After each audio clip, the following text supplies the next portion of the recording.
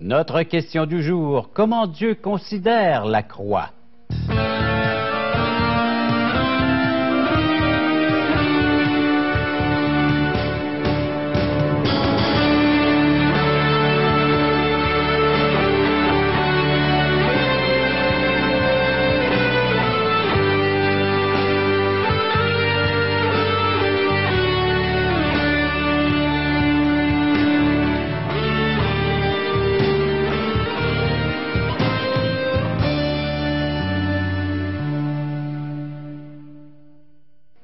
Mesdames, Messieurs, bonjour, bienvenue à Parole Vivante.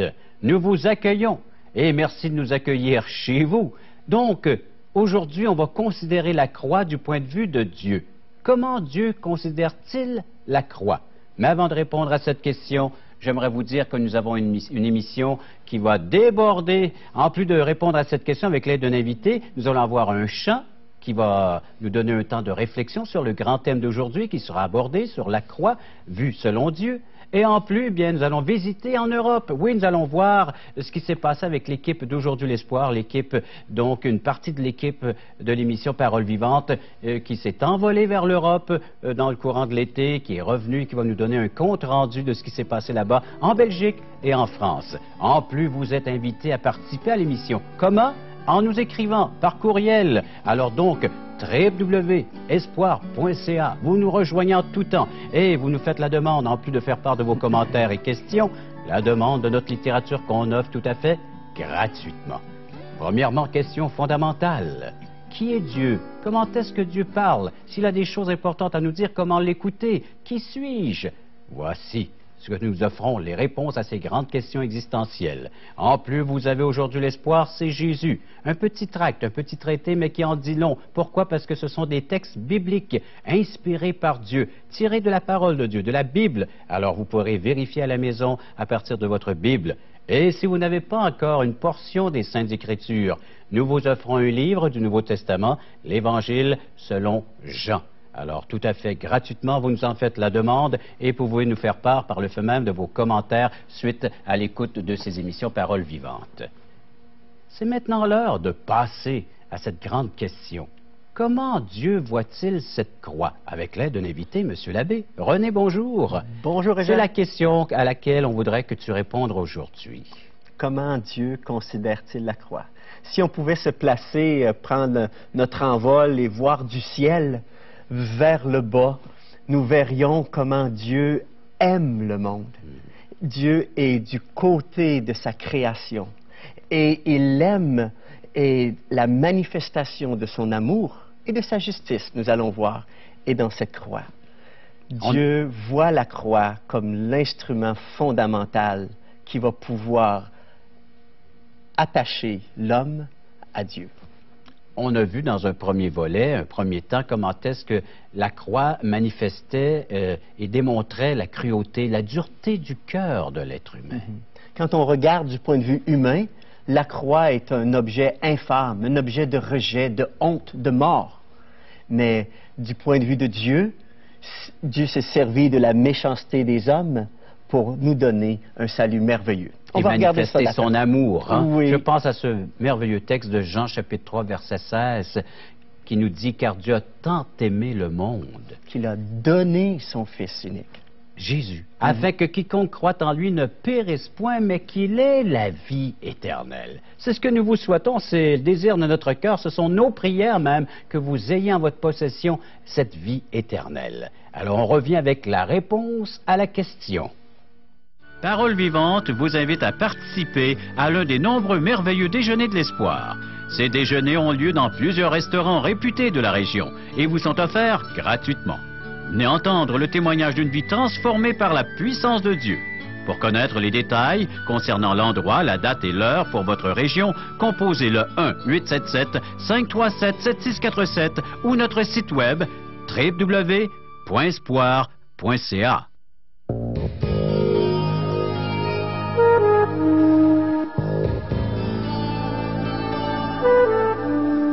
Comment Dieu considère-t-il la croix?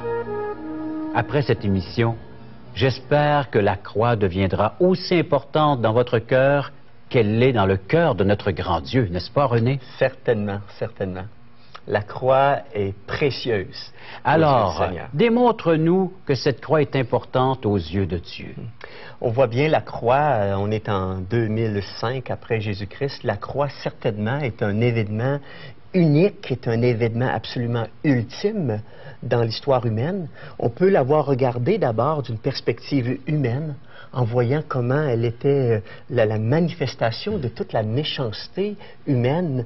Et aujourd'hui, on veut regarder particulièrement de la part de Dieu. La croix manifeste aussi Dieu. Elle manifeste le caractère de Dieu. Alors la croix, elle ne doit pas être simplement un symbole vide de sens, mais on doit voir dans la croix comment Dieu s'est manifesté aux hommes. J'aimerais dire d'abord que la croix, elle manifeste deux éléments fondamentaux du caractère de Dieu, sa justice et sa sainteté. Des éléments qui, malheureusement, sont mis à l'oubliette. C'est ça. On aime bien parler de l'amour de Dieu. Dieu est amour, et ça, c'est vrai, nous allons le constater un peu plus tard. Mais Dieu est d'abord juste. Il est saint. Il a créé les êtres humains, il les a aimés, et à travers la création, il a voulu présenter qui il était, et à travers tout ce qu'il a donné aux hommes, il a cherché à développer chez les hommes tout leur épanouissement, il a voulu contribuer à leur bonheur. Mais malheureusement, l'être humain, lui, n'a pas accueilli ce que Dieu voulait lui donner, sa générosité, sa bonté. Il était libre. Et dans son choix personnel, l'homme en général s'est détourné de Dieu et a commencé à pratiquer deux choses terribles, ce qu'on appelle l'impiété, l'absence de relation avec Dieu. L'homme a arrêté d'être pieux, d'avoir une relation de dépendance, de foi, de confiance en Dieu, et il est devenu injuste envers son semblable, envers les hommes. Il a commencé à agir de façon égoïste, il a commencé à s'imposer contre son prochain. La croix, elle, montre la justice de Dieu. Dieu ne peut pas accepter, accueillir le péché comme si de rien n'était. Il est saint, il est séparé du mal. Alors si l'homme veut entrer en relation avec Dieu, Dieu doit régler la notion du péché de l'homme, parce qu'il est saint, il s'oppose au mal. Dieu est le juge de la terre. Ça serait terrible si toute la justice que l'on pourrait trouver, on la trouverait sur la terre. Bien souvent on dit sur la terre, il n'y en a pas de justice. Et si Dieu agissait comme les hommes, mais ça serait absolument terrible, il n'y aurait pas d'ordre nulle part. Dieu est un juste juge, il est saint, il s'oppose au mal. Et par conséquent, il doit exercer sa justice. Alors donc, il ne ferme pas ses yeux, il voit vraiment tout ce qui se passe parmi tous les êtres humains qui composent cette société dans laquelle nous sommes. Il voit les actes et les paroles de chacun d'entre nous. Et ça déchire son cœur. Ça déchire son cœur. Et il doit s'opposer au mal. Alors, Dieu donne l'opportunité et invite l'homme à être pieux, à se tourner vers lui et à être juste. Mais l'homme n'a pas accepté le plan de Dieu pour sa vie. Il a été impieux, il a été injuste, et par conséquent, Dieu répond à cette méchanceté humaine, à cette injustice et impiété par la colère. La Bible dit, dans l'Épître aux Romains, il parle de la colère de Dieu. Oui, ce n'est pas un thème que l'on aime entendre, mais il est nécessaire. Et dans la croix, on voit que Dieu ne peut pas fermer les yeux au péché. Il est juste et saint. Dans l'Épître de Paul aux Romains, par exemple, au chapitre 1, les versets 18, Paul dit ceci, « La colère de Dieu se révèle du ciel contre toute impiété et toute injustice des hommes qui retiennent injustement la vérité captive. » René, j'ai une question pour toi. Oui. Et certainement, elle est la question de nos téléspectateurs aujourd'hui. Comment ce Dieu saint et juste peut-il manifester sa colère?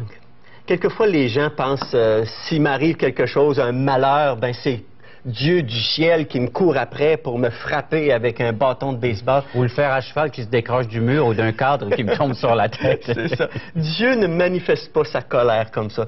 Si Dieu voulait écraser l'homme, il aurait simplement à le penser et ça l'arriverait. Mais Dieu aime l'homme. Par contre, mais l'homme, lui, s'est détourné de Dieu. Et une manifestation présente de la justice de Dieu et de sa colère, c'est que Dieu laisse l'homme au résultat tragique de ses propres choix. Quand on regarde notre société, le monde autour, les gens sont malheureux, il y a de la misère dans le monde, et c'est pas à cause de Dieu, c'est plutôt que Dieu laisse les hommes au résultat de leurs propres choix. Et les hommes sont égoïstes, injustes et impieux, comme on le mentionne, alors ça crée des réactions qui sont souvent néfastes, terribles.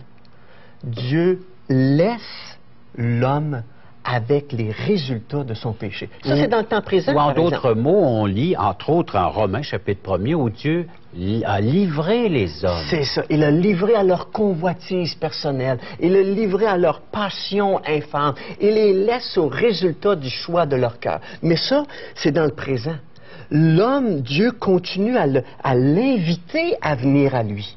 Parce que si l'homme ne se tourne pas vers Dieu, si l'homme ne règle pas le problème du péché, de son injustice, de son impiété, ultimement, Dieu devra exercer sa justice en séparant de façon permanente, de façon éternelle, l'homme d'avec lui-même. Et si les hommes ne veulent pas de Dieu, finalement, Dieu va dire, « Allez, éloignez-vous de moi, vous qui n'avez pas désiré vivre pour moi et avec moi. » Et ça, c'est la description de l'enfer. Donc, il ne forcera personne à rentrer chez lui, non, Dieu, en utilisant justement la force. Non, Dieu recherche, Dieu a créé les hommes libres. Il n'a pas créé des robots. Dieu voudrait qu'on l'aime. Je sais pas, j'ai des enfants et jamais j'ai pris le bras de mon enfant puis le tordre dans le dos puis dit mon fils, tu m'aimes-tu, m'aimes-tu, m'aimes-tu? Il dirait oui. Naturellement. Naturellement, mais ça ne viendrait pas nécessairement du cœur. Dieu a la capacité de forcer l'homme à lui dire, à plier le genou puis à dire « je t'aime ». Mais au contraire, il l'invite. Il lui dit « ma créature, tu as un problème. Tu as le péché dans ta vie. Tu es séparé de moi à cause de ton injustice, à cause de ton impiété. Et la croix est l'endroit où on va pouvoir régler cette notion-là du péché. » Autrement dit, la croix devient pour nous tous des signaux de la part de Dieu qui me dit, regarde, je suis un Dieu juste, un Dieu saint, un Dieu qui peut se mettre en colère contre tout acte d'impiété, d'injustice. Alors, c'est comme si j'étais en route vers une grande catastrophe. Alors, mais il y a des signaux qui s'allument là, tout au long de cette route. Et la croix devient le signal parmi les signaux. À être attentif à ce que Dieu veut m'enseigner. Alors, Dieu, au lieu de porter sa colère sur nous, et la colère de Dieu, c'est pas une excitation émotionnelle de Dieu qui perd le contrôle, mais il est le juste juge. Et dans la croix du Calvaire, il va déverser sa colère, non pas sur moi, sur les hommes qui sont impieux et injustes, mais il va déverser sa colère sur son Fils bien-aimé. Ce que pourtant nous méritions et nous méritons tous. C'est ça, nous méritions la mort, nous méritions la colère, et Christ, Jésus a pris la colère. Lui, la Bible dit qu'il n'a pas épargné son propre Fils, mais il l'a livré pour nous tous. Comment, en ce moment, il pourra nous donner toutes choses aussi avec lui? Mais ça commence avec régler la notion du péché. La croix est la manifestation que nous avons un Dieu juste, un Dieu saint, qui a déversé sa colère sur son propre Fils, colère que méritaient nos fautes, nos injustices, nos piétés. Ça, c'est un élément de la croix. Quand on regarde la croix, on devrait dire « Wow! Mon péché a été placé là. Et Dieu a déversé sa colère sur Jésus au lieu de moi. » Alors en même temps, la croix du Calvaire devient la manifestation de tout l'amour de Dieu. Quand on parle de l'amour de Dieu, Dieu, bien entendu, n'aime pas le péché. Il réagit au péché. Il est juge, saint et juste, mais il aime le pécheur. Il a en horreur le péché, mais il aime passionnément le pécheur. Et il a fait tout ce qui était humainement et divinement possible pour racheter le pécheur et faire accueillir le pécheur près d'un Dieu saint. Ce que la Bible appelle une grâce. La grâce. La grâce, le cadeau gratuit que Dieu offre. Les hommes n'ont pas à payer pour leur péché, quelqu'un a payé à sa place. La Bible dit que le Père fait lever le soleil sur les bons comme sur les méchants. Il fait pleuvoir sur les justes, sur les injustes. Il aime tous. Mais l'amour de Dieu, c'est pas juste un sentiment qui fait battre son cœur. Un vrai amour, c'est d'avoir de l'intérêt pour la personne aimée. Ça demande un geste. Alors, Dieu aime plus qu'un sentiment. Il a la volonté d'agir pour sauver l'homme pécheur. Alors, il vient vers nous. La Bible a dit, Dieu prouve son amour. Il ne fait pas juste le dire, je vous aime, je vous aime. Il prouve son amour. Ça se trouve dans l'Épître aux Romains. Oui, c'est ça, j'y allais. C'est un autre texte de cette belle lettre de Paul aux Romains. C'est Romains chapitre 5. Et le verset 8, la Bible dit, Dieu prouve son amour envers nous, en ce que lorsque nous étions encore des pécheurs, Christ est mort pour nous. L'amour que Dieu a pour les hommes, pour les êtres humains, il l'a manifesté, il l'a prouvé. Alors la croix manifeste non seulement la justice de Dieu, mais elle manifeste l'amour de Dieu. Parce que Jésus, Dieu, dans la personne de Jésus, a fait les premiers pas pour réconcilier l'homme pécheur. Donc, seuls des coupables peuvent recevoir cette grâce, peuvent être graciés de la part du juste juge. Alors, pour être gracié, il faut d'abord confesser que je suis coupable.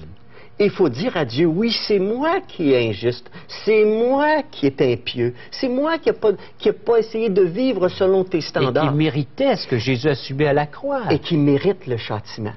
Mais je sais non seulement que tu es juste, mais je sais que tu m'aimes. Et là, la croix prend un sens tout à fait nouveau. La croix est la manifestation que Dieu ne veut pas me abandonner à mon péché, mais Dieu veut me sauver. Alors la croix montre la justice, montre l'amour, et la croix devient ce point de rencontre de la justice et de l'amour de Dieu avec l'homme. L'homme doit se présenter devant Dieu. Et il se présente ainsi à la croix, et la croix devient ce point de rencontre. Ça devient la cour de justice pour quiconque veut bien s'y présenter. Exactement. La croix est l'endroit de jugement et la cour de justice où Dieu a déclaré coupables les hommes, a placé son jugement sur Jésus-Christ et a invité les hommes à venir à la croix. Chaque personne a besoin de s'approcher de Jésus et ainsi s'approcher de Dieu. La croix devient ce point de rencontre de la justice, de l'amour de Dieu. Dieu, la Bible dit, a renfermé tous les hommes dans la désobéissance afin qu'ils puissent faire miséricorde à tous. Celui qui s'approche de la croix, qui place sa confiance en Jésus, qui se repent de son péché, trouve dans la croix la réponse de Dieu à son péché. La croix devient alors cet endroit où je peux être accueilli auprès du Père. C'est la main de Dieu qui est tendue vers l'homme pécheur, vers l'homme perdu, sans espoir. C'est la seule main, l'unique qui peut nous secourir, nous venir en aide.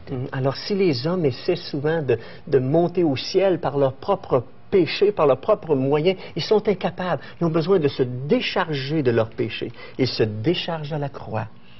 Parce que la croix est ce lieu de rencontre d'un Dieu saint avec l'homme pécheur, d'un Dieu d'amour qui dit « Venez à moi, vous tous qui êtes chargés et fatigués, je vous donnerai le repos. » Merci René. La croix où mon cœur est dévoilé, où est-ce que je réalise que je suis un être pécheur qui a offensé Dieu.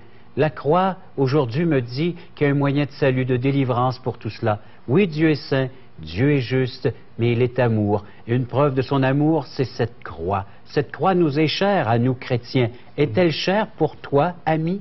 Est-ce que cette croix est devenue le centre de ta vie? Est-ce que c'est là que tu as pu découvrir, oui, le juste juge, mais par le fait même, la grâce de pouvoir te délivrer, libérer de cette condamnation, de cette culpabilité? C'est Jésus-Christ, qu'on peut obtenir un plein pardon à la croix, là où Dieu est venu réconcilier le monde avec lui-même. On écoute ce chant « Mon Père » de Richard et Sylvie Ouellette, un temps de réflexion.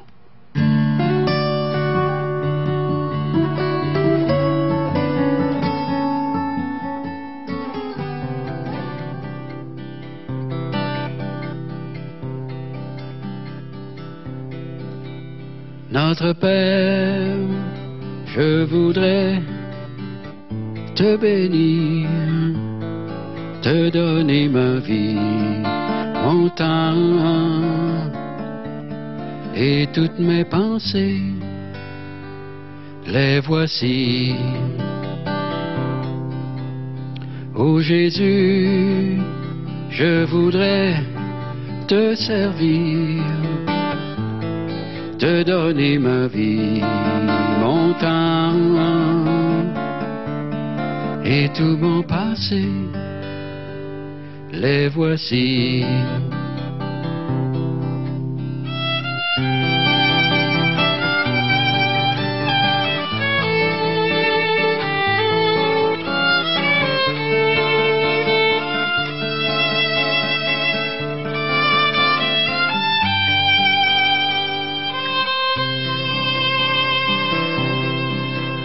Saint-Esprit, je voudrais t'obéir,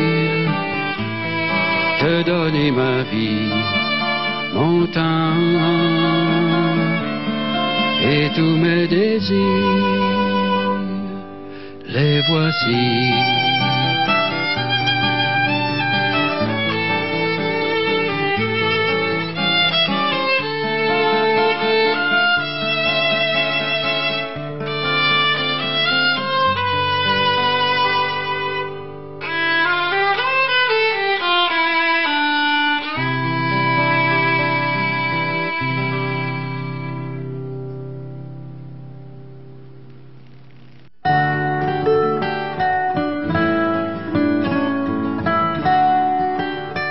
Chers amis, allons voir ce qui s'est passé cet été lors de la tournée franco-européenne. J'ai le plaisir de vous présenter un petit reportage en souvenir d'un camp d'espoir qui a eu lieu à Liège, en Belgique. Au début, vous allez entendre une voix bien familière, celle de Régent Joly. À toi, Régent. Aujourd'hui, l'espoir est heureux de visiter nos amis de Toulouse, en France, et Liège, en Belgique. Notre équipe théâtrale a débuté la soirée par une belle danse folklorique typiquement québécoise.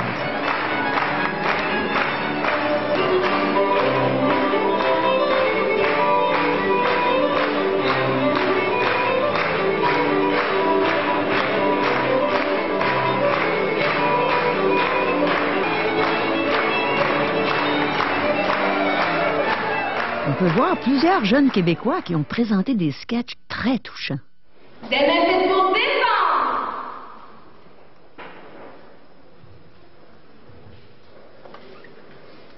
Mais nous avons mal utilisé nos mains. Des mains.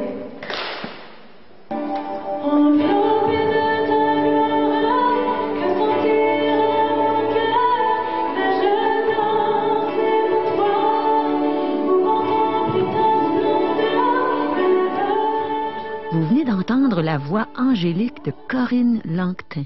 Et maintenant, voici votre humble servante.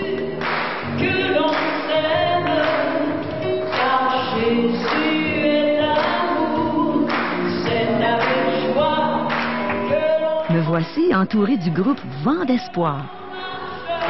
c'est dans la paix que l'on marche, marchons vers le ciel, c'est avec all the time. Well, he's filled with compassion, and his mercy everlasting. God is good all the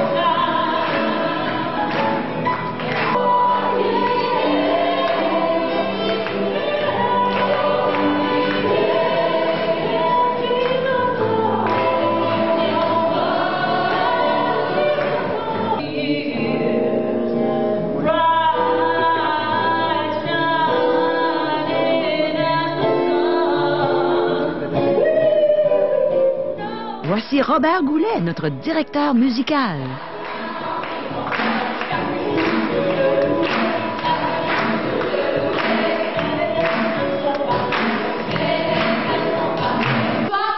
Eh bien, elle est semblable à toutes ces femmes qui vivent comme moi dans le mensonge.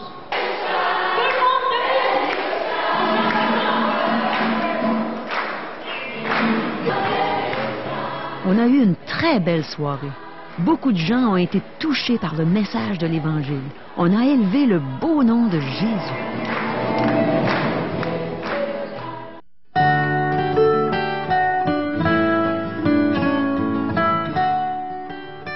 J'ai deux belles invitations pour vous. Merveilleux déjeuner de l'espoir dans la belle région de Québec. Tout d'abord, alors toujours pour le 24 septembre 2005 à 9 h, restaurant Le Normandin, c'est 5021 boulevard du Jardin, Orsainville. Et même date, 24 septembre 2005 à 9 h, restaurant Pizza Royale, 780 rue Commerciale, Saint-Jean-Chrysostome. Si vous voulez avoir plus de détails, consultez notre site web espoir.ca. Je veux garder un peu de temps pour René. René, le mot de la fin, la conclusion de ce merveilleux message, l'importance de la croix, vue du point de vue de Dieu. Pour Dieu, la croix est le lieu où le Dieu saint est capable, désire et veut rencontrer l'homme pécheur. À la croix, Dieu se manifeste comme un juge, mais qu'aussi comme un père qui aime et qui invite les gens à se convertir, à venir à la croix pour le pardon des péchés et la vie éternelle. Merci René. Alors, avez-vous rencontré Dieu à la croix? Au revoir, à la prochaine.